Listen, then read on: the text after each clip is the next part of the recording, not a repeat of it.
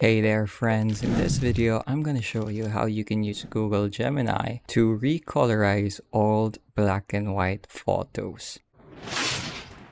So all we have to do is go to gemini.google.com, then you'll be greeted with the prompt page. Then here I'm going to click on this plus button to add a file. Then I'm going to find the photo real quick. And so this is a black and white photo shot on film. So it's a bit old and I want to restore it. So now that we've uploaded it, we can start feeding it our prompt. I'm going to write something simple but describe everything I want it to do. Here's black and white photo. I want you to add color to it. It should look natural and warm. Then just in case, I want to add any specific details, like for example, the walls are white and the floor is a creamy, just in case the AI might get it wrong. So now I'm gonna go ahead and click submit or press enter, and this should bring up Google's Nano Banana. There we go. That's their image generating model, and let's give it a second or two to process and generate